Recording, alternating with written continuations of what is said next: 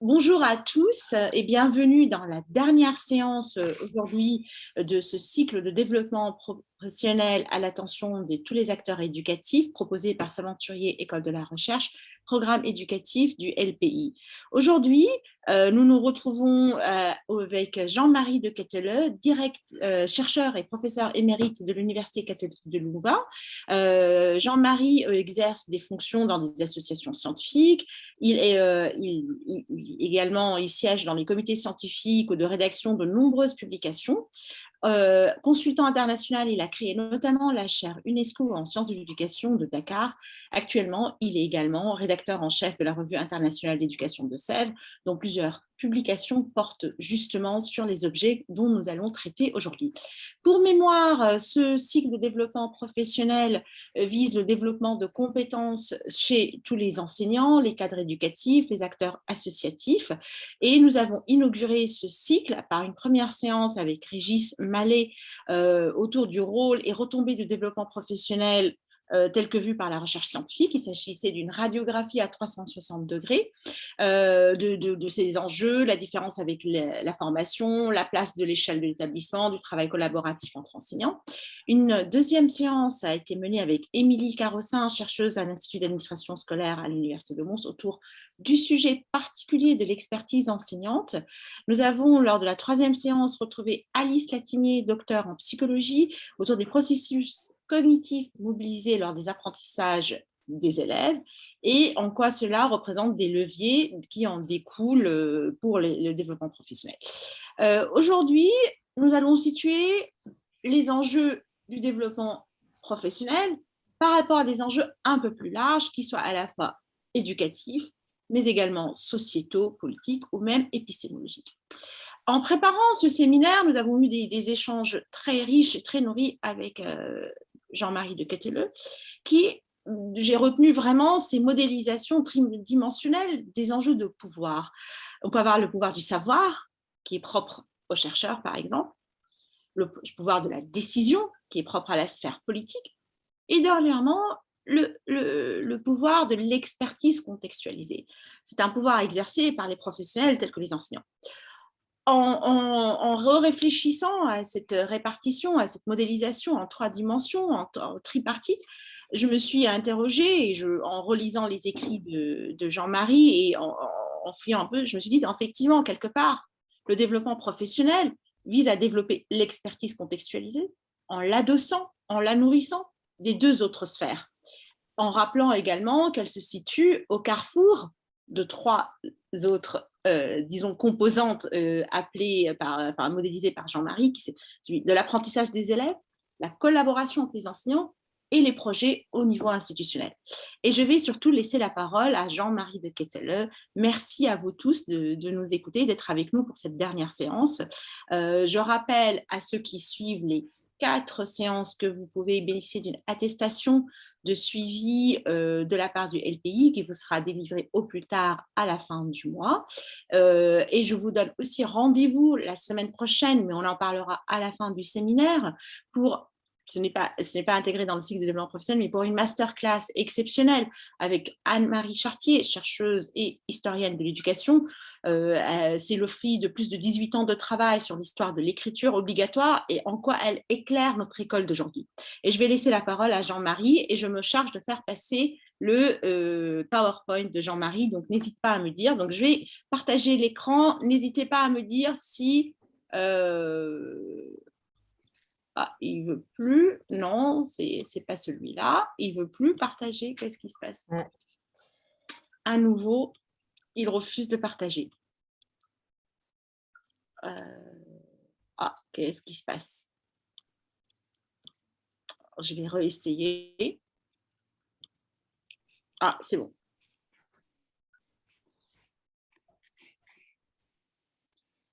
Est-ce que vous voyez mon écran? Oui, personnellement, je le vois. Alors, il me dit connexion au serveur interrompue. Non, on voit très bien. On voit très bien pour l'instant. OK. Bon, mais comme ça, vous voyez aussi? C'était mieux avant. OK, je reviens. Mode slideshow. Ça va? Comme ça, c'est parfait. Merci. OK, j'y touche plus. Merci beaucoup. Et merci à toi, Jean-Marie. Je vais éteindre mon micro pour ne pas faire de bruit. Merci Ange. Je tiens à dire combien je suis heureux de retrouver les personnes du CRI, du Centre de recherche et d'innovation, avec lequel j'ai un peu collaboré, avec énormément de plaisir. Je voudrais vous faire part brièvement de l'état de ma réflexion en ces temps que je qualifierais d'incertain. Et je vais m'expliquer dans la suite de mon exposé, de mon intervention. Et je voudrais vous faire part du raisonnement que j'ai suivi. Et là, on peut passer à la dia suivante.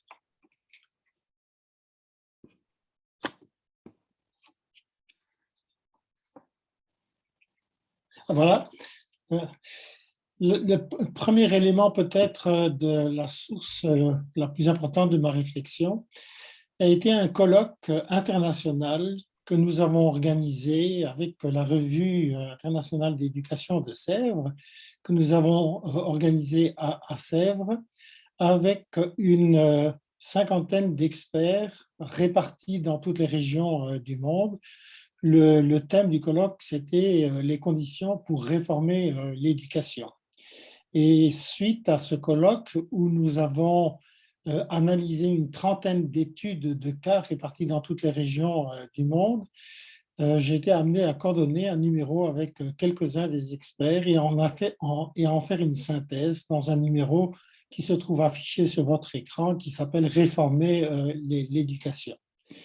Ce colloque est extrêmement intéressant, très diversifié, puisqu'il y avait des experts de culture politique, économique, sociale, culturelle très différents, nous a amené à constater la nécessité absolue de travailler ensemble au bien commun en développant ce qu'on appelle une intelligence collective.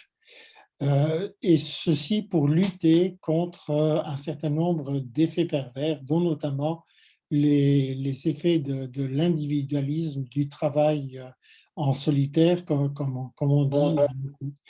Et vous allez voir que développer une intelligence collective me semble, surtout en cette période où nous avons connu et nous sommes encore en situation de pandémie, et j'assistais cet après-midi à un séminaire international où des experts prévoyaient que nous allons sans doute encore affronter à 600 coronavirus, dont certains seront peut-être très peu pathogènes, mais peut-être que d'autres le seront.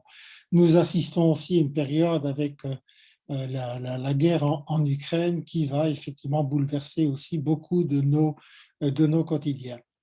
Et cette conclusion qu'il fallait travailler au bien commun en développant une intelligence collective se trouvait déjà dans le rapport de l'UNESCO de 2015 qui s'intitulait « Repenser l'éducation vers un bien commun mondial ». La deuxième étape, et ce sera la dia suivante, de mon raisonnement,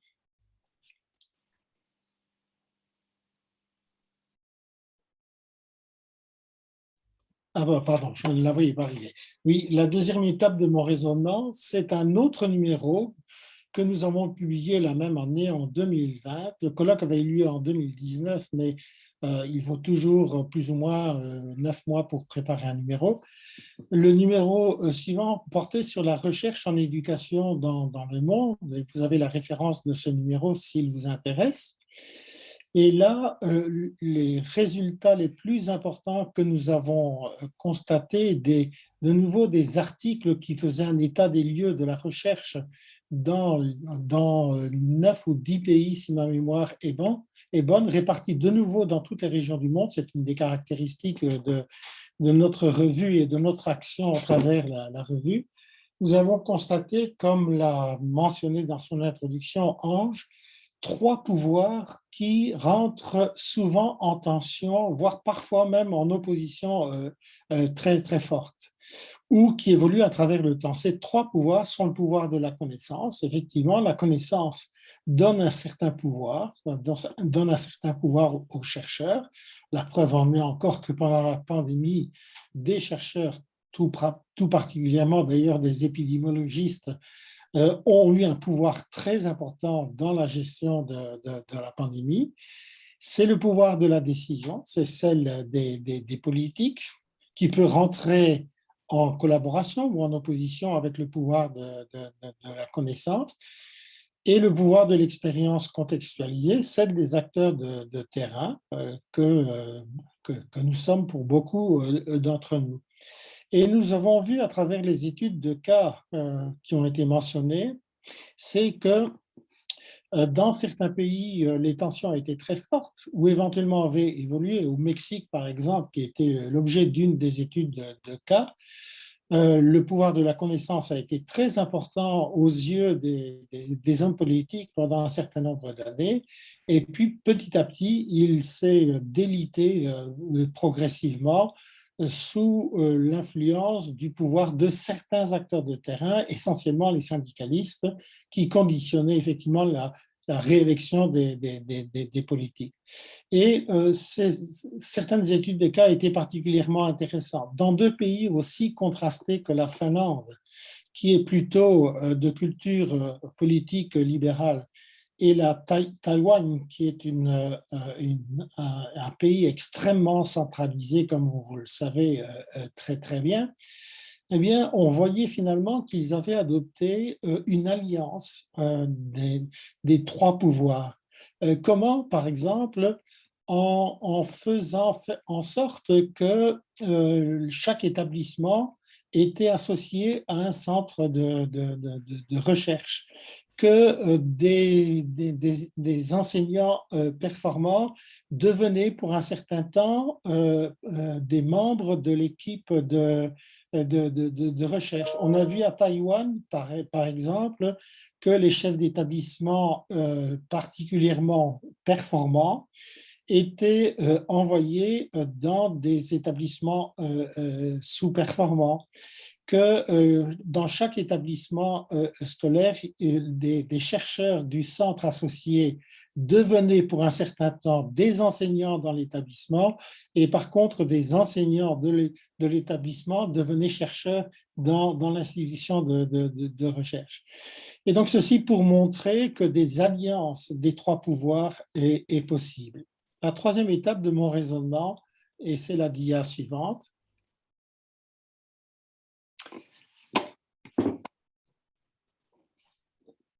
Ange, oui, la dia suivante.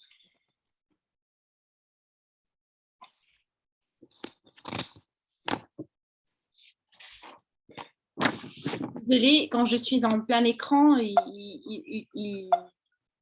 Oh, si c'est nécessaire, tu peux passer en écran partiel. Oui, parce que quand je suis en plein écran, je ne sais pas pourquoi il refuse de... je dois recommencer. Hop. Ah, il ne voit plus. Voilà. Sinon, Et ça y est. voilà. Ça y est. Ça marche? C'est parfait. Et je voudrais ici souligner l'importance dans ma réflexion de deux livres très importants d'Alain Bouvier qui ont été publiés à un an d'intervalle. L'un qui s'appelle, avec un titre très évocateur, Propos iconoclastes sur le système éducatif français. Alain Bouvier, qui est quelqu'un de très connu, notamment concernant les gouvernances des établissements, qui a occupé de très nombreux postes, pratiquement tous les postes importants dans le système éducatif français, a suivi de très très près, pendant un an, depuis mars 2019 jusqu'à mars 2020, ou non, je pense que je me suis trompé, le livre a été publié en 2020. Il a suivi pendant un an le système éducatif français pendant la pandémie et a fait des constats très intéressants sur lesquels je vais m'attarder un peu. Et il a remis un peu la chose en publiant dernièrement un livre sur l'école française à propos d'un oiseau moqueur, d'un mockingbird, comme on dit. Et dans la revue, nous avons aussi publié très régulièrement, et encore maintenant d'ailleurs, des articles sur les systèmes éducatifs à l'épreuve du Covid-19. Je pense à celui du Maroc, par exemple, avec lequel je viens d'avoir encore une interaction. Et les résultats montrent que il y a des prises de conscience, pas nécessairement de tous les acteurs des établissements scolaires.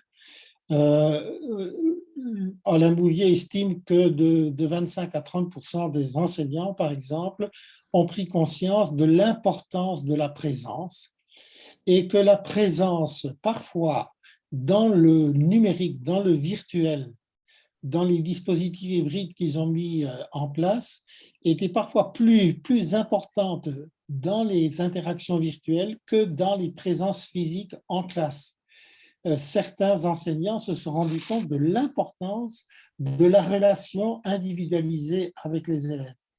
Ils ont pris aussi conscience, donc toujours une partie des enseignants, de l'importance des parents et de l'importance d'avoir notamment aussi des relations individuelles avec les parents, notamment des enfants aux difficultés scolaires, des milieux défavorisés tout particulièrement.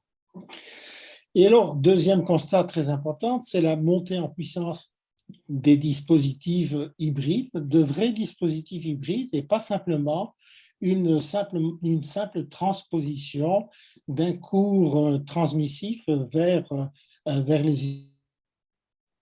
Et troisième constat extrêmement important, la forme scolaire, ce fameux concept qui a été identifié et développé par Vincent, le chercheur Vincent, la forme scolaire est de plus en plus inadaptée et je vais y revenir. Mais constate Alain Bouvier, il y a de la part sans doute environ d'un tiers des enseignants, selon son estimation, une résistance des personnes, des acteurs des établissements qu'il appelle les statuts colloques, c'est-à-dire qu'ils ne veulent rien changer au statut de l'enseignant, qu'ils ne veulent rien changer aux pratiques habituelles des enseignants, qui ne veulent rien changer à la forme scolaire. C'était la troisième étape de mon raisonnement.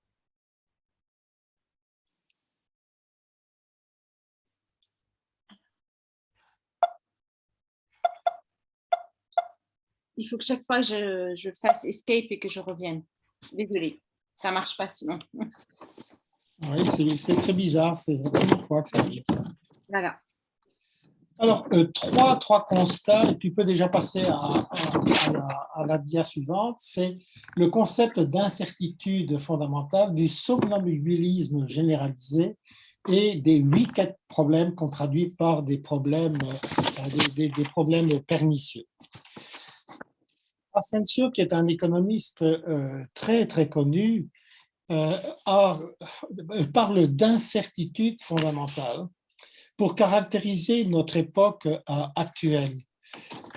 L'incertitude fondamentale caractérise notre époque parce que, faute d'informations fiables concernant l'avenir, et Dieu sait si la pandémie et maintenant la guerre en Ukraine a accentué ce processus, personne ne sait ce qui va se passer et il est donc difficile de fonder des choix, il est donc difficile de prendre des décisions.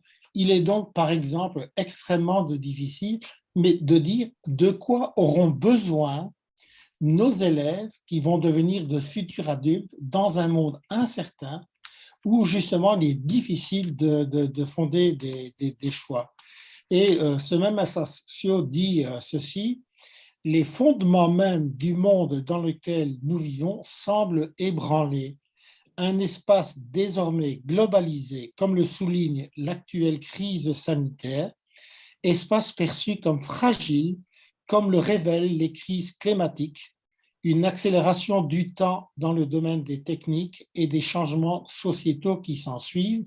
Il le disait un peu récemment avant la guerre de l'Ukraine et ceci sera sans doute encore plus vrai.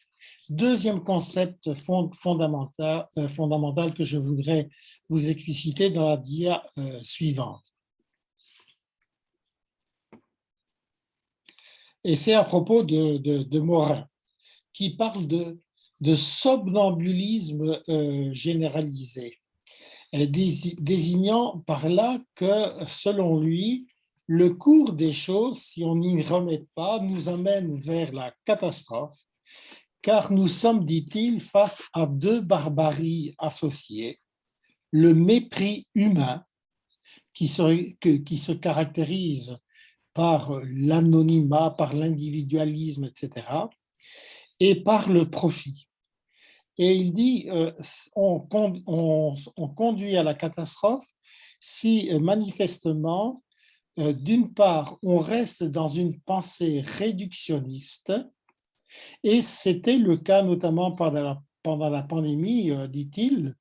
On a trop exclusivement, par exemple, analysé la crise et pris les décisions qu'il fallait prendre trop exclusivement sur la base d'une pensée réductionniste, par exemple celle des seuls épidémiologues, par exemple. Et ce qu'ils pensent que l'on devrait faire, c'est de développer face à la crise une pensée beaucoup plus complexe, ce qui va nécessiter de transformer la forme scolaire. Mais qu'est-ce que c'est que cette forme scolaire?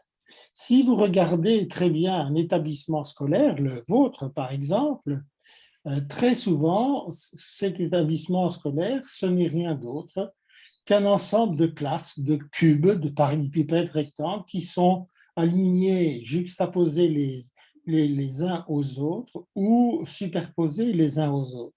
Si vous regardez, maintenant ça c'est en termes d'organisation de l'espace, si vous regardez l'organisation temporelle, on voit que finalement l'établissement scolaire fonctionne sur une organisation du temps, de séquences, de plages horaires qui sont de nouveau juxtaposées les unes aux autres et de façon indépendante. Si on organise maintenant le contenu des apprentissages, eh bien, on a affaire à des programmes qui sont subdivisés en disciplines, les disciplines en sous-disciplines, les sous-disciplines en séquences de cours, et tout cela relativement très indépendamment les uns des autres et très juxtaposés les uns aux autres. Et donc, troisième concept important, c'est le concept de weak problems, comme dit Eogang et Emeni. Il dit que dans le monde actuel, et c'est encore plus vrai maintenant, nous devons faire face à des problèmes pernicieux, c'est-à-dire des problèmes qui sont définis différemment selon les multiples perspectives que l'on peut en prendre. Et ces perspectives ne sont pas les mêmes d'un contexte à l'autre. Ils peuvent donc apparaître très différemment dans chaque contexte. Un établissement scolaire n'est pas un autre, un pays n'est pas un autre, une région du monde n'est pas une autre. Et la propriété et la troisième caractéristique des problèmes pernicieux, c'est qu'ils ne peuvent pas être complètement résolus parce que une fois que l'on a entamé le processus de résolution, apparaissent de nouveaux problèmes fondamentaux et pernicieux auxquels il faut s'affronter. Et là, il y a tout un enjeu pour le monde de l'éducation, notamment, c'est comment faire face à ces problèmes pernicieux et comment nous allons pouvoir éduquer nos élèves, futurs adultes, à faire face à des problèmes qui seront sans doute de plus en plus complexes et de plus en plus pernicieux. Voilà pour le troisième concept. Alors, il me semble, et c'est une partie du raisonnement, et je vais pas aller beaucoup plus loin que ça pour l'instant, en attendant plutôt les questions et vos interrogations, c'est que faire face à un monde incertain et à ces problèmes pernicieux, sans doute au sein du système éducatif, il faut mettre en place, d'abord au sein de la classe, ce que l'on peut appeler des carrefours d'apprentissage. Et là, il me semble que ça rejoindra sans doute un certain nombre de propos, d'innovations qui ont été très bien soulevés, identifiés par le Centre de recherche et d'innovation, de mettre en place au sein de l'établissement scolaire des carrefours de collaboration entre les enseignants et les autres acteurs, sans doute. Et un troisième niveau, c'est de mettre en place au sein de l'établissement des carrefours projets en ce qui concerne les projets d'établissement dans le contexte où ils se trouvent, contexte d'ailleurs qui pose un certain nombre de problèmes pernicieux. Et je voudrais développer ces 3 types de carrefours en commençant par le carrefour d'apprentissage. C'est la dia suivante. Un carrefour d'apprentissage, et là je me réfère à des travaux de John Dewey. John Dewey, qui est ce penseur, philosophe, pédagogue américain dont tout le monde a entendu parler le mot, c'est sans doute un des penseurs qui n'est pas actuel, mais qui est le plus actualisé dans le sens où, si je lis beaucoup d'écrits de chercheurs et d'experts, la référence à Dewey devient de plus en plus importante. Et on peut définir, suivant la pensée de Dewey, des carrefours d'apprentissage, c'est-à-dire des espaces au sein de la classe, des espaces physiques, mais aussi virtuels, qui sont inclusifs en ce sens qu'ils intègrent, ils font participer tous les élèves, quelles que soient effectivement leurs capacités et leurs acquis et leurs forces, justement, des espaces qui sont flexibles et qui doivent être rendus flexibles pour les besoins de l'apprentissage, des espaces exclusivement centrés sur l'élève et pas centrés sur le maître, sur l'enseignant.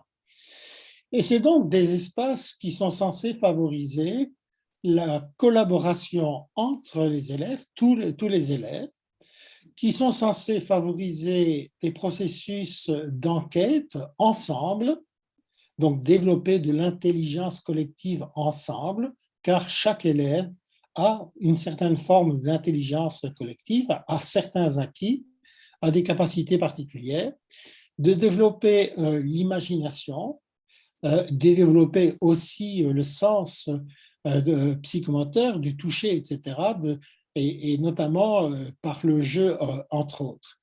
Et des espaces qui ont pour fonction d'accroître les apprentissages et d'approfondir les apprentissages, en sachant, et les didacticiens l'ont montré, c'est que connaître, ce n'est pas simplement restituer une information, une connaissance que quelqu'un d'autre a transmise ou qui a été éventuellement identifiée dans un support virtuel, par exemple.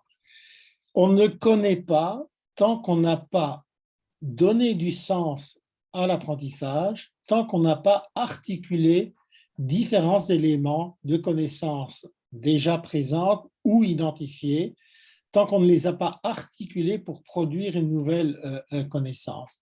Et donc, les carrefours d'apprentissage, c'est bien ça, c'est de faire en sorte que grâce à l'intelligence collective des élèves, accompagnés évidemment par l'enseignant, ils articulent différentes bribes de connaissances pour produire une connaissance nouvelle. Et je pense que c'est bien la philosophie, si j'ai bien compris à travers les actions que j'ai menées avec le CRI, c'est bien la philosophie du CRI. Et les fondements des carrefours d'apprentissage, me semble-t-il, c'est au départ surtout penser à travailler sous forme de situations-problèmes. Des situations-problèmes qui comprennent toute une série d'informations et de relations entre les informations. Donc, ce sont des situations nécessairement complexes qui ne sont pas solubles immédiatement par l'utilisation d'une démarche algorithmique et qui oblige au contraire à mobiliser des connaissances antérieures, celles que les élèves ont, chacun individuellement, et qui ne sont pas nécessairement les mêmes, ou qui requièrent d'aller chercher de nouvelles informations, le tout devant être articulé pour faire en sorte que de nouveaux schèmes cognitifs se structurent grâce à cette articulation des connaissances. Et donc, pour pouvoir faire cela, ça suppose un travail d'enquête de la part des élèves, qui est vraiment une des méthodologies les plus importantes selon Dewey d'ailleurs. et qui donne la possibilité de révéler ce que John Dewey lui-même appelle les capacités distinctives. Chaque élève possède des capacités qui le distinguent des autres, et je reviendrai en conclusion sur ce concept extrêmement important. Je suis toujours dans le carrefour de collaboration à l'autre, oui, voilà. Et donc, travailler sur des situations problèmes, ça suppose évidemment d'organiser l'espace physique, mais aussi l'espace virtuel. Et donc, organiser la classe comme un espace physique, mais aussi organiser comment, lors du processus d'enquête et du travail en commun, on va utiliser le numérique et sous quelle forme d'organisation. Et donc, c'est organiser aussi la présence des ressources au sein de la classe. Et sans doute faudrait-il davantage travailler l'environnement classe, d'organiser l'espace virtuel, comme je le disais, et faire identifier et aider à identifier les ressources virtuelles disponibles. Et donc, finalement, l'enseignant devient à ce moment-là beaucoup plus un accompagnateur qu'un transmetteur de connaissances. Et accompagnateur, j'aime beaucoup l'étymologie de ces mots. Il y a une double étymologie d'ailleurs. C'est cumpane, c'est partager le pain. Et c'est aussi, comme disent les Espagnols, c'est cum camino, c'est partager le chemin. Et donc, c'est bien ça le rôle de l'enseignant dans la classe, dans un carrefour d'apprentissage, c'est partager avec les élèves le pain, c'est partager le chemin avec eux. Au-delà du carrefour d'apprentissage, un deuxième type de carrefour, et c'est la dia suivante,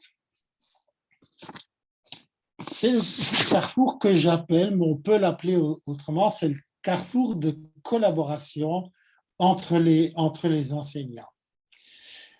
La forme scolaire actuelle n'est pas propice à cela, puisque chaque enseignant et seul maître dans sa classe travaille le plus souvent individuel, sauf quelques exceptions que notamment des centres de recherche, des centres comme le Centre de recherche et d'innovation a évidemment développé.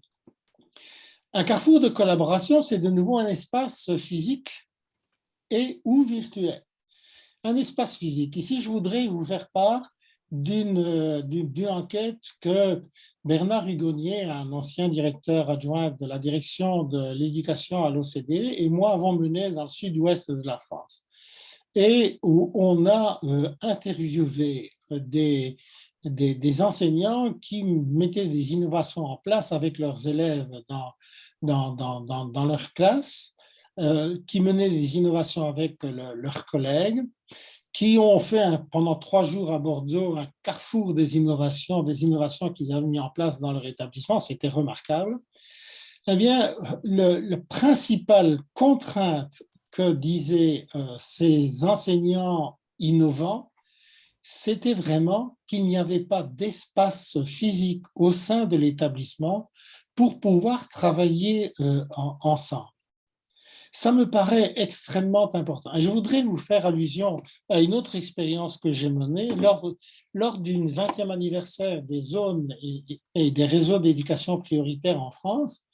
Les organisateurs avaient eu la bonne idée, lors de ce colloque de 3 jours, pendant le premier jour, d'envoyer les experts invités à aller visiter 2 établissements en zone d'éducation prioritaire, un le matin et un l'après-midi, un qui était censé, d'après les résultats, ne pas faire de gros progrès à leurs élèves, et un autre capable de faire progresser les élèves.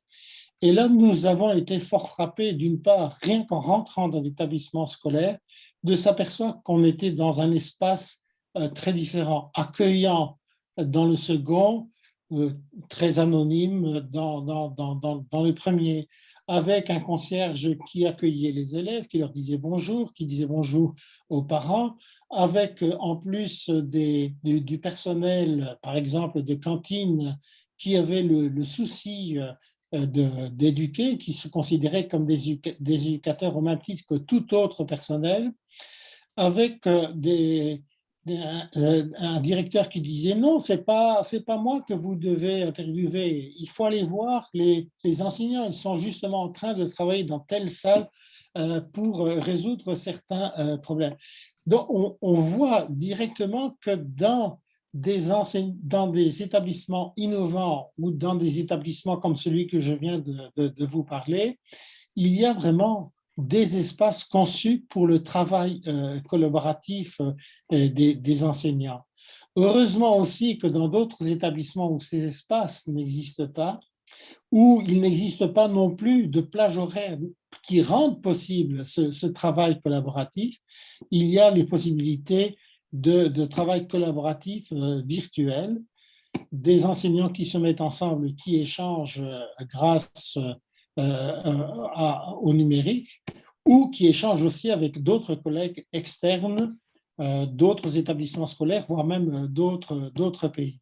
Et donc, c'est un espace physique et ou virtuel, inclusif, c'est-à-dire où tous les enseignants qui ont un problème ou qui ont des compétences, qui ont des ressources, vont se retrouver dans cet espace collaboratif qui est flexible, qui se réunit en fonction effectivement des problèmes et des besoins et qui est centré sur l'action des enseignants dans leur établissement. Et donc, c'est un espace qui favorise évidemment la collaboration entre les enseignants, donc un espace physique, virtuel, temporel. C'est un espace qui mobilise les capacités distinctives des enseignants. Chaque enseignant a des capacités qui le distinguent des autres. De nouveau, j'y reviendrai en conclusion. C'est la préparation d'actions interdisciplinaires, c'est la croix et la bannière dans de très nombreux établissements. La forme scolaire, de nouveau, ne s'y prête guère malgré certaines prescriptions.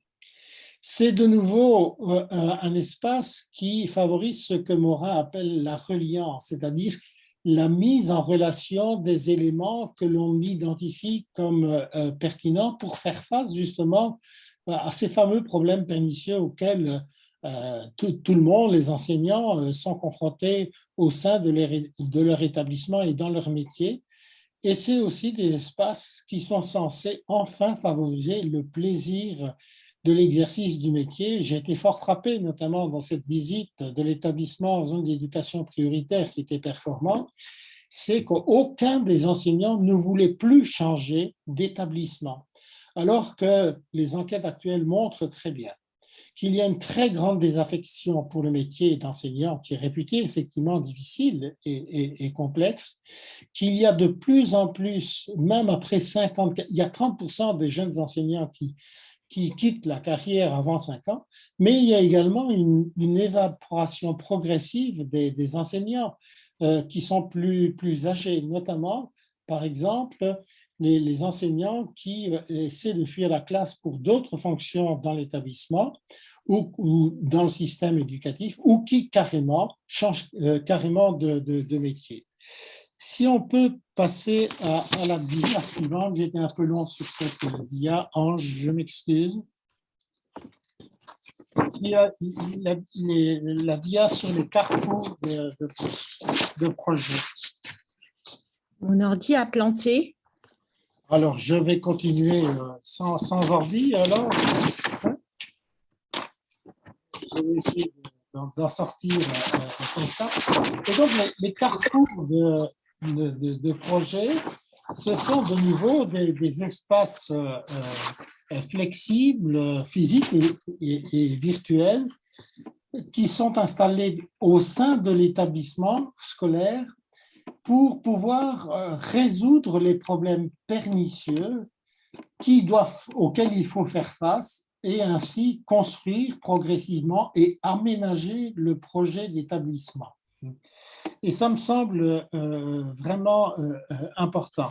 Donc, c'est centré sur le projet dans un établissement qui sera de plus en plus confronté à des problèmes pernicieux, qui l'est déjà, notamment par l'hétérogénéité, par exemple, des élèves, hétérogénéité qui s'est accrue ici par les effets de la pandémie notamment, et où un espace qui va favoriser des collaborations non seulement entre les acteurs internes de l'établissement, mais aussi les acteurs externes de l'établissement, parce que la plupart des problèmes pernicieux posés à un établissement ne peuvent pas être simplement résolus par les seuls acteurs de l'établissement.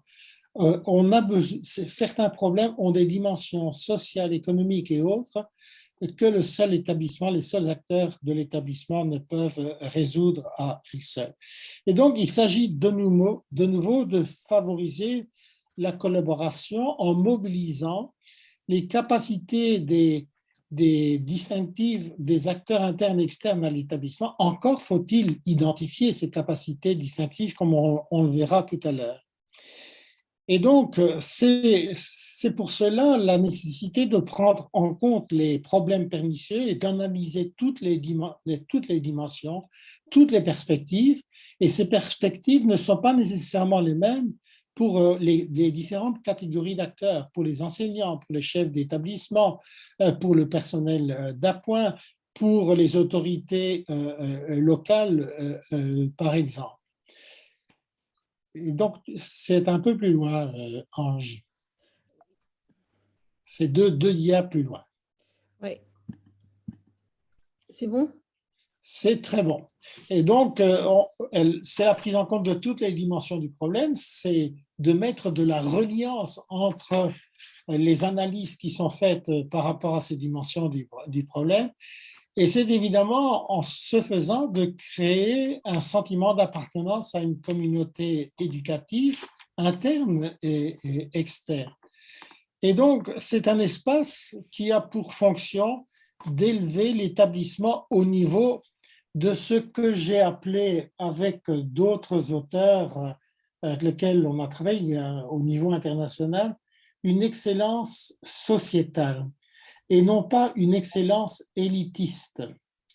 La France est particulièrement caractérisée par le développement dans un certain nombre de lieux d'une excellence dite élitiste, compétitive, qui exclut toute une série de catégories de population et qui cherchent simplement à obtenir un statut social qui leur permette effectivement de trouver une place très favorisée au sein du monde de la société.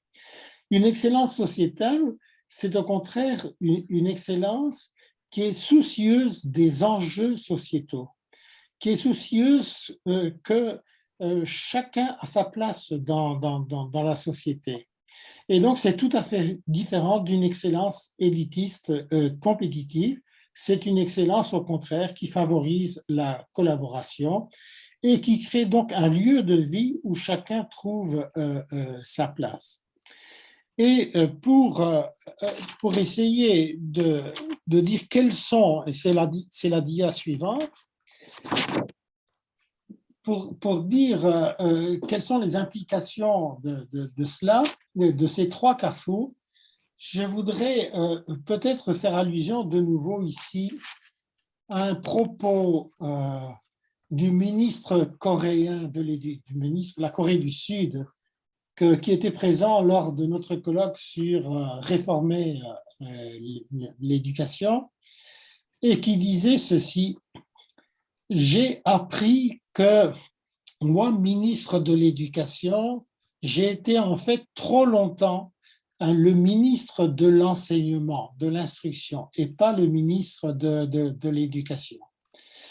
Et cette prise de conscience a eu lieu parce qu'il a permis au sein de quelques lycées, aux élèves de terminale, la première année de l'expérience, de permettre pendant le dernier semestre, ça s'organise par semestre là-bas, le dernier semestre de l'année scolaire de terminale des lycées, de permettre aux lycéens de construire eux-mêmes le programme de ce second semestre, le programme dans son entièreté. Donc, pas le programme prescrit, le programme fait par les lycéens. Et ça a été un peu dur au départ par les acteurs de l'école. Et ce sont les lycéens qui ont organisé le tout. non seulement le programme en termes d'objectifs, mais les actions, les acteurs avec qui intervenir, etc., dont des acteurs d'ailleurs en dehors de l'école. Évidemment, le ministre a fait une évaluation en termes de cette première expérience et ils ont constaté notamment qu'au résultat de l'examen national commun à tous les étudiants de tous les établissements, eh bien, les lycéens de ces établissements qui étaient en expérimentation avaient des résultats au moins égaux aux résultats des autres établissements, à tel point que l'année suivante, il a permis une seconde expérimentation, non pas pour le deuxième semestre, mais pour les 2 semestres entiers. Et actuellement, je pense qu'il est en train de mener une évaluation pour voir quelles sont les retombées au-delà des lycées sur ces mêmes élèves. Et ceci me pousse à dire que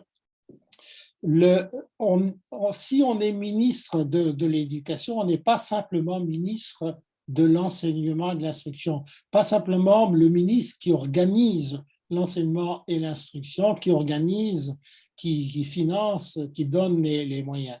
C'est quelqu'un qui, justement, va travailler, lui aussi, avec les autres ministres, avec les autres ministères, parce que l'éducation ne concerne pas seulement l'école. D'ailleurs, les lieux d'apprentissage, selon les derniers travaux que j'ai pu lire, les lieux d'apprentissage deviennent de plus en plus importants en dehors de l'école. Ils se multiplient en dehors de l'école. Et il serait, je pense, immodeste de croire que les élèves n'apprennent qu'à l'école. Et donc, c'est important, le premier losange que vous voyez sur la dia montre qu'il faudrait aussi prendre en considération, être conscient d'abord, et d'utiliser les carrefours d'apprentissage qui se situent en dehors de l'école, au sein des lieux de vie. Il y a des tas de lieux d'apprentissage informels qui existent en dehors. De pouvoir aussi identifier et travailler avec des carrefours de collaboration qui se situent en dehors de l'école, dans des institutions locales. Et de travailler sans doute aussi avec des carrefours projets qui existent dans la communauté locale en dehors de l'école. Et le problème, ce serait sans doute pour un établissement scolaire de pouvoir non seulement identifier ces carrefours en dehors de l'école, mais d'établir des collaborations avec ces carrefours. Établir des corrélations entre les carrefours d'apprentissage au sein de la classe et les carrefours d'apprentissage au sein des lieux de vie ou au sein des institutions locales. Que des carrefours de collaboration pour résoudre des problèmes pernicieux qui se posent au sein de l'école, on a besoin sans doute de collaboration avec des institutions locales et pour un établissement avec sans doute la communauté locale entre elles. Parce que les effets à rechercher de l'articulation de ces différents carrefours, c'est au niveau des carrefours d'apprentissage, c'est les exploitations des acquis dans les différents lieux de vie, y compris l'école. C'est pour les carrefours de collaboration des partenariats entre enseignants et animateurs locaux. Là, j'ai une très belle expérience en tant que j'ai été président de la Fondation Reine Paula. Et là, j'ai vu notamment des projets remarquables de collaboration entre des enseignants d'un établissement scolaire et des institutions locales, comme par exemple des musées, des maisons de la culture, des centres de jeunesse, des fermes-écoles, des centres sportifs, d'entraînement sportif. Et donc, articuler des partenariats au sein des lieux de vie, au sein des institutions et au sein de la communauté. Et je termine par 3 concepts qui soutiennent tout ce que je viens de dire et que je tiens à partager avec vous. Je pense que je peux me fonder sur les travaux scientifiques suivants, parmi d'autres. C'est notamment les travaux qui ont créé ce qu'on appelle la théorie des opportunités, l'Affordance Theory. Donc, la théorie des opportunités qui a été développée par les anglo-saxons, d'abord par Binet, et qui a analysé les apprentissages sur les lieux de travail, quels qu'ils soient, notamment les usines, les bureaux, les écoles, etc. Travaux qui ont été poursuivis notamment par Étienne Bourgeois, un des anciens étudiants qui a une réputation internationale, qui a travaillé sur les figures de l'apprentissage au travail et sur la réflexivité sur les apprentissages au sein du monde du travail, et qu'il a transposé d'ailleurs à la formation des adultes. Il y a des travaux comme ceux de Jorro, qui ont été coordonnés par Jorro moi-même et France Méran de Genève, par exemple, sur les apprentissages accompagnés. Et donc, la théorie des apprentissages dit ceci.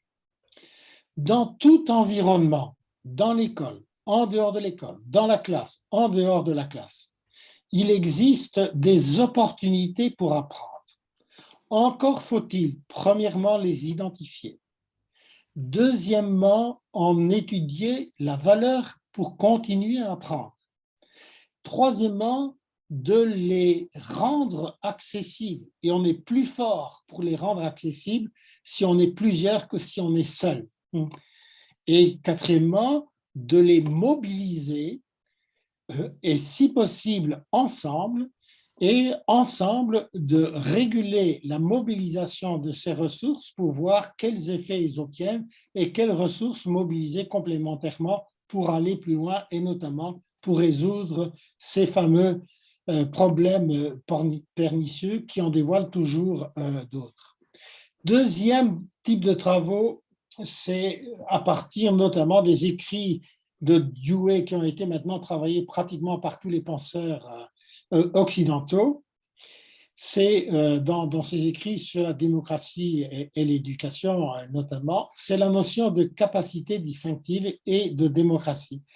La capacité distinctive, Dewey dit ceci: toute personne, l'élève, l'enseignant, le chef d'établissement, un animateur dans un musée, etc. Toute personne a une capacité distinctive qui le distingue des autres en ce sens qu'il la possède à un point tel qu'il le distingue des autres.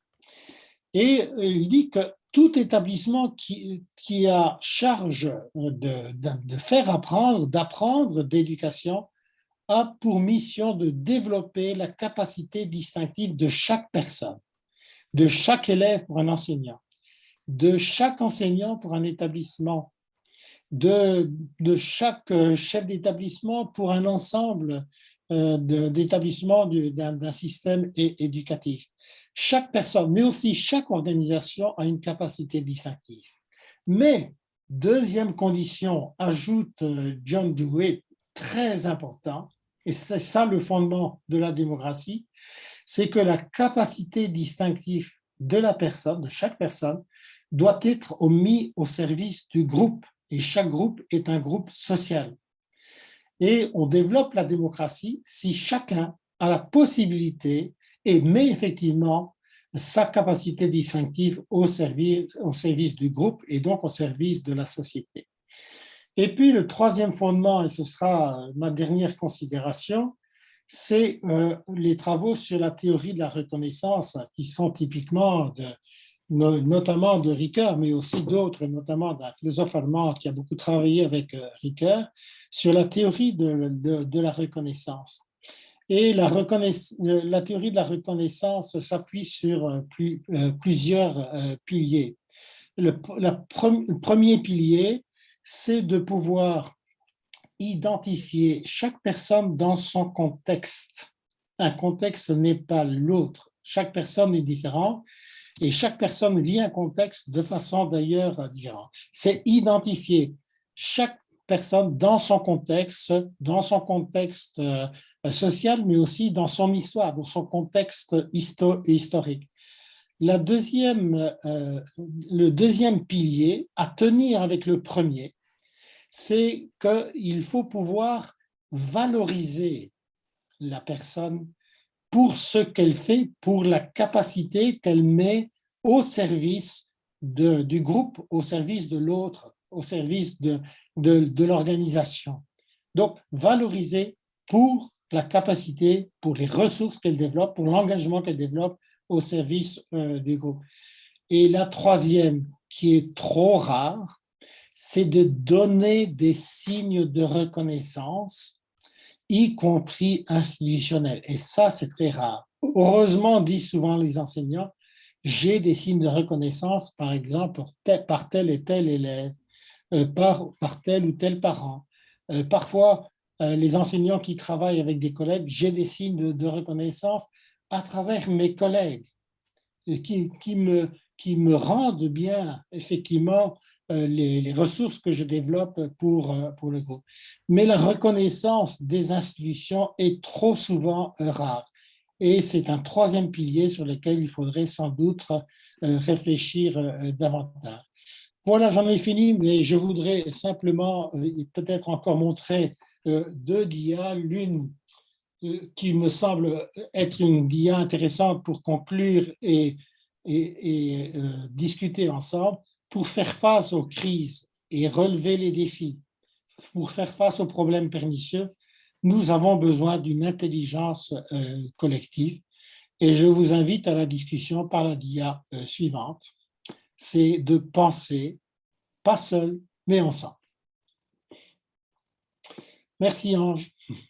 Merci Jean-Marie. Hop, je vais, voilà, on vous revoit comme ça, c'est quand même beaucoup mieux. Je vais laisser Bruna, parce que comme moi je faisais la diapo, je ne voyais pas les chats et tout ça. Je vais laisser Bruna prendre la main. Oui, ben, il y a beaucoup de commentaires positifs, passionnants, intéressants. Après, il y a beaucoup de remerciements. Guy Vedren qui se dit être entièrement d'accord avec le point sur la reconnaissance institutionnelle qui est bien trop rare. Pour l'instant, on n'a vraiment que de commentaires. Mais n'hésitez pas, les questions sont ouvertes, donc n'hésitez pas à poser vos questions via ce chat et nous allons les poser pour vous à Monsieur de Ketele. En attendant que les collègues puissent saisir les questions ou les témoignages, moi j'ai une question, Jean-Marie. C'est Saventure École de la Recherche, nous avons commencé à à aborder les enjeux climatiques avec les élèves depuis le départ, depuis 2014. Et depuis 3 ans, enfin surtout depuis 4 ans, je dirais depuis 2018, nous avons élargi le spectre aux enjeux de l'anthropocène. En disant, lorsqu'on parle du climat, nous nous limitons forcément, ne serait-ce qu'inconsciemment, aux sciences de la vie, de la Terre et de l'atmosphère. Alors que lorsque nous parlons d'anthropocène, il y a non seulement une convocation des sciences humaines et sociales, mais également une incursion dans une réflexion prospective sur ce que peut être l'école, sur ce que peut être ce qui étaient les hussards noirs de la République, même si c'est une reconstruction historique et mythologique, ce que pourraient être les hussards verts de la planète. Et il me semble que cette catégorisation que tu fais avec les wicked problems, c'est vraiment, ça rentre là-dedans. Et nous, on a vraiment besoin de nourrir la réflexion là-dessus. Que proposer aux enseignants, que proposer aux élèves parce que s'il y a un wicked problem, c'est vraiment celui-là. Parce qu'on a parlé de l'Ukraine, on a parlé de bien des choses, mais celui-là, il est pour la génération anthropocène une véritable menace. Voilà, je finis et je ne bloque plus la parole. Non, mais je suis tout à fait d'accord avec toi. Ange, c'est un enjeu extrêmement important. C'est vraiment un problème pernicieux. Ça rejoint tout à fait les propos récents, notamment d'Edgar Morin, Réveillez-vous, et qui dit qu'on ne peut absolument pas aborder ces problèmes de l'anthropocène sans développer une pensée systémique, sans examiner les différentes dimensions du problème qui peuvent être vues dans différentes perspectives. Et ça, c'est aussi un aspect extrêmement important. La même dimension n'est pas vue de la même façon par l'enfant, par l'adulte, par un enfant qui vit dans un milieu favorisé ou dans un milieu défavorisé, les perspectives sont très différentes. Et c'est très important de les identifier, de regarder ces perspectives qui peuvent être différentes et de tenter de les articuler. Et je pense que justement, pour pouvoir les articuler et faire face à des problèmes pernicieux, il faut les aborder, comme dit, je pense, Morin et d'autres, au niveau local. Il faut examiner comment ils se posent au niveau local. Et c'est ensuite en travaillant, en collaboration avec d'autres contextes locaux qu'on peut éventuellement transférer un certain nombre de choses. Mais il faut travailler les situations au niveau local et on ne peut les travailler qu'en collaboration avec des personnes qui sont susceptibles d'examiner les perspectives différentes du problème. Et là, ça, c'est un enjeu très difficile pour les statukologues, pour parler comme Alain Bouvier, parce que les statukologues, c'est chacun travaille dans son coin, dans sa discipline ou dans sa micro-discipline. Et on ne peut pas résoudre ou faire face à des problèmes pernicieux en ne travaillant qu'à l'intérieur de sa discipline. Et je pense que tout enseignant au niveau de la formation initiale et même au niveau de la formation continuée devrait avoir une formation plus large que la seule formation de sa discipline. Il devrait avoir une ouverture sur les autres disciplines, non pas pour les maîtriser comme spécialiste, mais aussi pour savoir que ce sont des dimensions d'analyse à ne pas négliger. Merci. Justement, à propos de statukologue, il y a un participant, Luc Talassino, qui demande si vous pouvez redonner la définition de statukologue. Et puis, on a une autre question qui est un peu plus articulée, je vais vous la lire. Donc, c'est une question de Thomas Padotto, bonjour, et qui a une question sur le contraste entre cette vision et la montée en puissance de l'instruction directe. Donc, comment, je n'ai pas compris. Le contraste, en fait, Thomas s'interroge sur le contraste entre cette vision et la montée en puissance de l'instruction directe. Donc, comment répondre à ceux qui s'appuient sur des études du type ATI et compagnie, qui ont tendance à minimiser l'efficacité de nos pédagogies actives pour valoriser l'instruction directe? Et puis, il donne son point de vue. Il dit, de mon point de vue, ce n'est pas toujours incompatible, mais souvent, le débat est caricatural. Donc, je ne sais pas si ma lecture était claire. Et en tout cas, il y avait aussi cette demande de redéfinir ce mot, enfin, le statukologue. Bon, je vais aller très rapidement d'abord sur un statukologue, qui est un concept qui a été développé par l'oiseau moqueur que se trouve Alain Bouvier dans ses écrits, que j'aime beaucoup. Un statukologue, c'est simplement quelqu'un qui pense qu'on ne peut apprendre qu'au sein de l'école, qu'au sein de la classe d'abord, qu'au sein de la classe, et que le système scolaire tel qu'il fonctionne maintenant est le seul qui permet effectivement d'apprendre. Et donc, il faut que... Je vais faire d'ailleurs l'allusion à une étude comparative entre l'identité professionnelle des enseignants français et des enseignants anglais.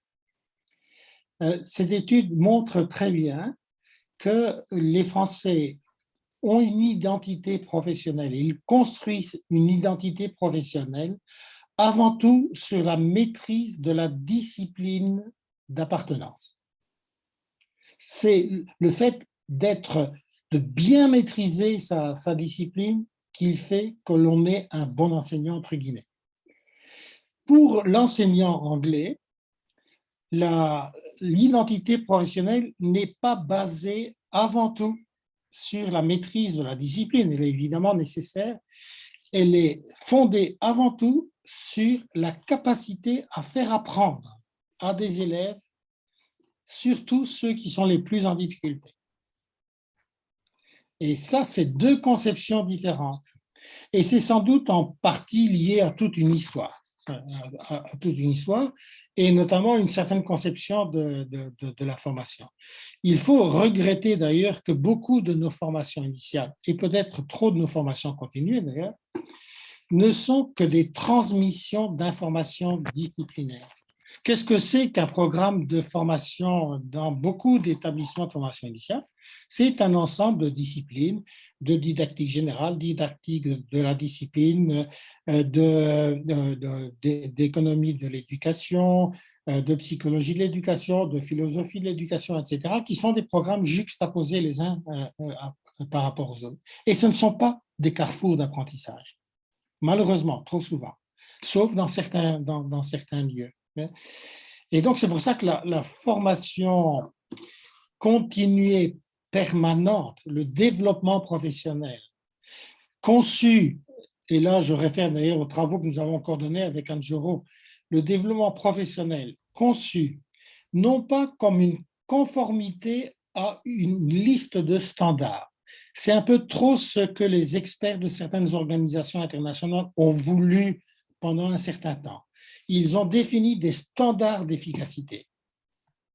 Et un bon enseignant, c'est celui qui cumule le plus d'indicateurs de standards d'efficacité. Et maintenant, les travaux actuels montrent que ce n'est pas ça. Le développement professionnel, c'est fait pour développer ce qu'on appelle une professionnalité émergente. C'est-à-dire, en fonction des opportunités de l'environnement dans lequel on se trouve, on trouve des opportunités pour faire un pas en avant, pour aller plus loin dans la professionnalité. Et cette professionnalité n'est jamais complètement achevée. C'est une symphonie constamment inachevée et qui dépend beaucoup des opportunités. Mais encore faut-il les identifier, leur donner de la valeur, de les rendre accessibles et de les mobiliser effectivement. C'est ça le développement professionnel. Et ça, c'est tout l'inverse du statu quo. Alors, la deuxième question que j'aime beaucoup, je ne l'avais pas tout à fait compris, c'est la tension ou l'opposition entre la vision que j'ai développée, qui me semble d'ailleurs être très proche de la vision du CRI, si je ne me trompe, et c'est la montée en puissance de l'instruction directe ou qu'on appelle aussi explicite. Cette vision de l'enseignement explicite, de l'instruction directe, elle est née de travaux très solides qu'on appelle les méta-analyses et les méga-analyses, qui ont été d'ailleurs, j'ai presque à portée de main le livre, qui ont notamment été diffusés au départ dans le livre Visible Learning de John, le nom m'échappe tout d'un coup, et qui a recensé des centaines de méta-analyses et de méga-analyses sur différents facteurs d'efficacité. Par exemple, l'influence du feedback, l'influence de l'engagement parental dans l'école, l'engagement des enseignants, l'engagement des élèves, telles méthodes d'enseignement, etc. Et ces méthodes sont extrêmement rigoureuses et en plus, elles sont confortées par de nombreux travaux qui vont dans le même sens. Et donc, les connaissances qui ont été développées sont des connaissances générales. Mais on a montré aussi, dans des travaux de ces 7-8 dernières années, notamment avec la Fondation Carnegie aux États-Unis qui a financé des recherches dans ce sens-là, c'est que chacune de ces connaissances, par exemple, le feedback, c'est un facteur effectivement d'efficacité. Maintenant, le transfert du feedback dans la classe, c'est quelque chose de très différent, parce qu'un feedback n'est pas l'autre. Le feedback est possible de telle façon dans un contexte, n'est pas faisable de la même façon dans un autre contexte. Si ces connaissances sont très importantes, elles ne se transfèrent pas comme ça automatiquement dans la classe. Et d'ailleurs, beaucoup d'établissements qui essaient de mettre en place l'enseignement explicite ont des effets très, très, très, très différents en fonction de la possibilité à travailler opérationnellement dans un contexte opérationnellement, c'est le sang. Et donc, je pense qu'il faut tenir compte de ces travaux, et notamment pour certaines phases de l'apprentissage, des pratiques qu'enseignées par l'enseignement explicite, par l'instruction directe, ne sont pas mauvaises. Mais elles ne suffisent pas. Elles ne suffisent pas parce que on pourra éventuellement articuler certaines connaissances entre elles, mais le gros problème, c'est qu'une connaissance n'est vraiment mobilisée que si n'est vraiment complète que si elle est mobilisée pour résoudre, pour analyser des situations et résoudre des situations. Et c'est pour ça qu'à côté de l'enseignement explicite, on doit pouvoir mener un enseignement qui travaille essentiellement par situation-problème et qui est de nature collaborative. On ne peut pas faire face à des problèmes complexes seul. On apprend par l'autre et on n'apprend pas seulement par l'enseignant, on apprend par d'autres personnes que l'enseignant. Ça me paraît une vision fondamentale à défendre compte tenu des futurs qui s'annoncent. Et dans le cadre de l'Anthropocène, ça me semble important.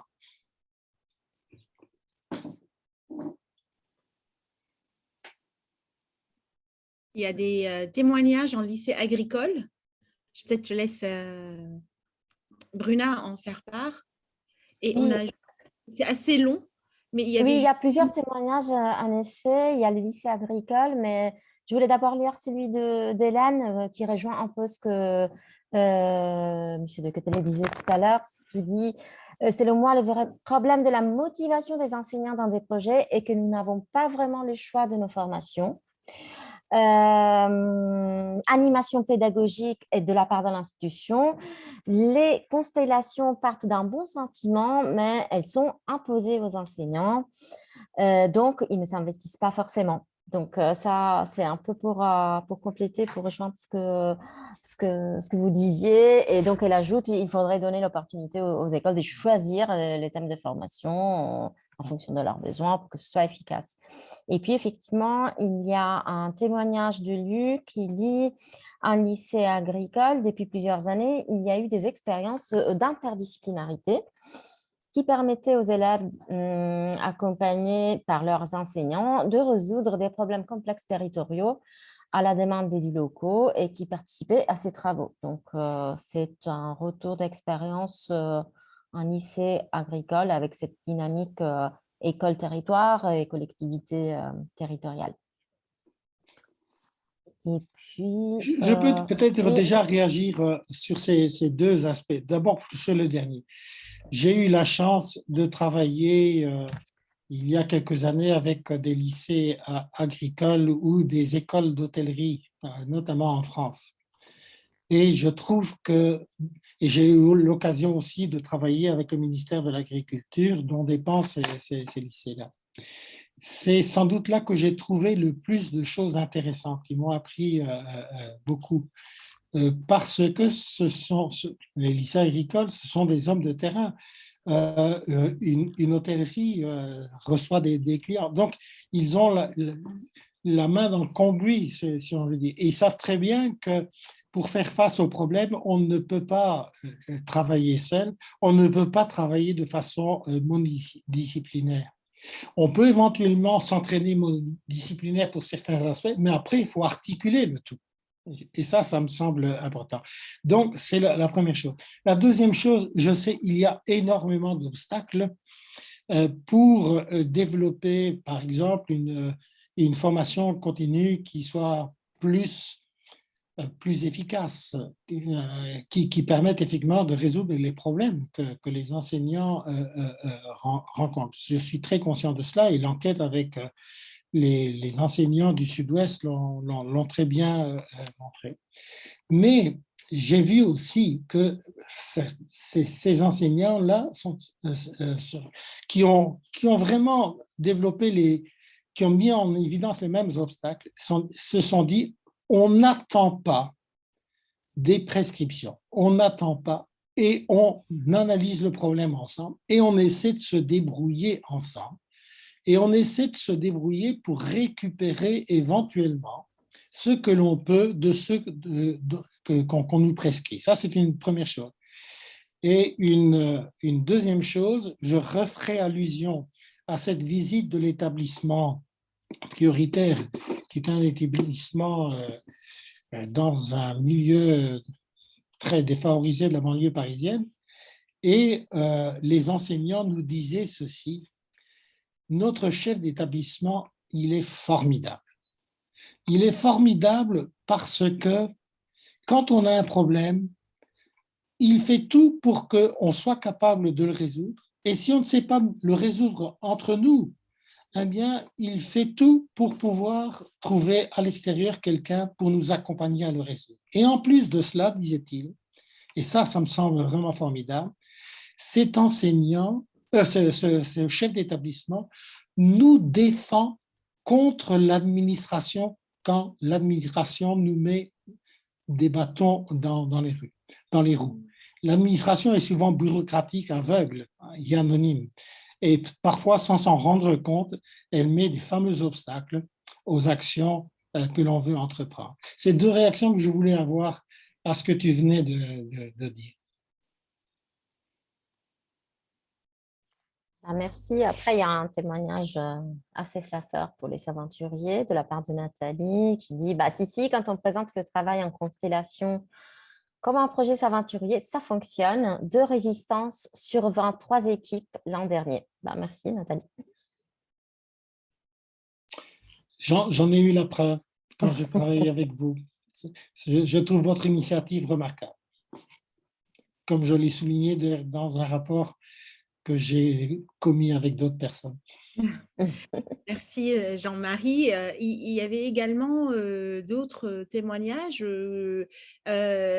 Alors, Zanabdou qui dit « Intelligence collective et plurielle, Occident et autres ». Alors, je ne sais pas très bien ce que ça voudrait dire, mais je suppose qu'il y a un appel à l'interculturalité que tu connais bien, Jean-Marie. Donc, si tu peux nous en dire un petit peu comment on peut articuler ça avec l'enjeu qui nous intéresse directement de développement professionnel. Peut-être 2 choses. J'ai eu l'occasion cet après-midi de 1h jusqu'à 5h30 de suivre un webinaire organisé par Evalue et Erasmus+, sur les projets Erasmus+, Nord, Sud et Sud entre eux aussi également. Et d'abord, il y a de plus en plus maintenant de possibilités offertes par des projets européens comme Erasmus pour établir des collaborations interculturelles, interinstitutionnelles, notamment, il ne faut pas l'oublier, elles sont très riches. Et la deuxième chose que je voudrais dire, c'est qu'on devrait toujours se réjouir d'avoir dans une classe des élèves originaires de plusieurs cultures.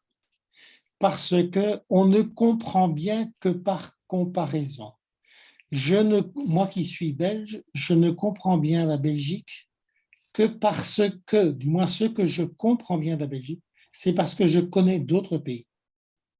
C'est par comparaison avec d'autres pays qu'on peut mieux comprendre sa propre culture et qu'on peut mieux comprendre les différentes perspectives que l'on a par rapport aux phénomènes qui nous entourent. Ça me paraît vraiment un élément extrêmement important et d'autant plus d'actualité que maintenant, beaucoup d'établissements chez vous et chez nous accueillent des élèves ukrainiens.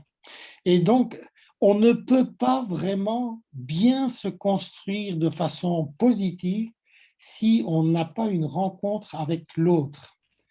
Et si l'autre est différent, ça nous permet effectivement d'avancer dans nos certitudes, nos habitudes, nos stéréotypes. Et c'est extrêmement important.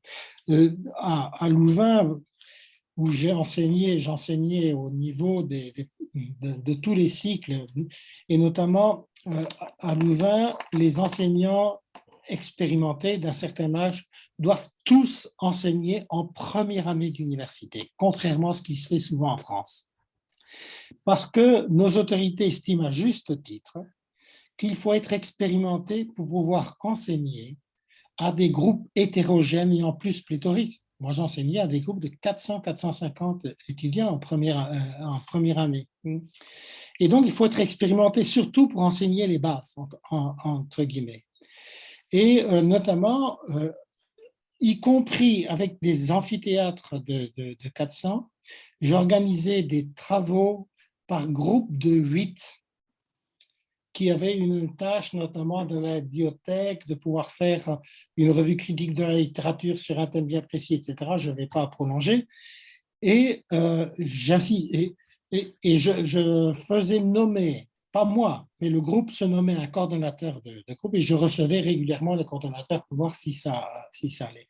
Et le conseil que je donnais à tout groupe, c'est d'inclure dans le groupe un étudiant étranger. À Louvain, nous avons plus d'une centaine de pays représentés dans nos étudiants. Donc, c'est très facile d'intégrer dans un groupe de 8, par exemple, un entretien. Parce que je leur disais, ils arrivent avec une autre culture, avec une façon de penser qui n'est pas strictement la même que celle que vous avez et qui vous feront avancer dans l'analyse des problèmes et dans l'analyse de situation. Et donc, c'est une richesse et il faudrait promouvoir cette richesse, c'est d'avoir un groupe où il y a des cultures différentes parce qu'une culture amène des capacités distinctives différentes. Merci Jean-Marie. Je pense que Bruna et moi, nous sommes d'accord pour dire que ce très beau mot de conclusion, nous apprenons par comparaison cette ouverture à l'international et à l'interculturel est indispensable, à la fois parmi les élèves, mais également parmi les collègues. Allons voir ce qui se passe ailleurs, allons voir comment on fait ailleurs. Les disciplines ne sont pas découpées de la même manière d'un pays à l'autre. Apprendre, enseigner n'a pas le même sens d'un pays à l'autre, d'une classe à l'autre. Nous arrivons à la clôture de ce cycle de développement professionnel. Je remercie infiniment Jean-Marie de Ketteleu pour cette 1h30 de bonheur, de lumière, de douceur, d'intelligence. Je ne sais plus quoi dire, on est fans, voilà. Et je pense que nous ne sommes pas seuls. Et merci également aux intervenants précédents. Merci aux dizaines et dizaines de participants à toutes les séances. Nous nous sommes retrouvés tous les mercredis soirs depuis janvier, à 4 mercredis soirs depuis janvier. Et nous nous engageons à mettre l'ensemble des vidéos en ligne. À partir d'avril, pas tout de suite. C'est dernier rendez-vous que nous vous donnons dans le prolongement de ce cycle de développement professionnel. C'est un rendez-vous avec Anne-Marie Chartier autour de la parution de son dernier ouvrage Histoire de l'écriture obligatoire, École d'histoire de l'écriture obligatoire, qui est dans le prolongement lui-même de son ouvrage qui a marqué l'éducation sur la lecture obligatoire.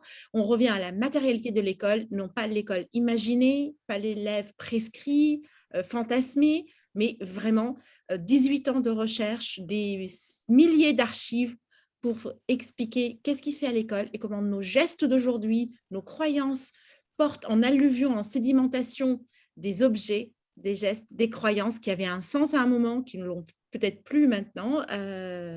Bruna vient vous de partager le lien pour les inscriptions. Vos attestations, vous pourrez les recevoir à partir du 31 mars. N'hésitez pas à nous faire parvenir par mail si vous avez le moindre problème.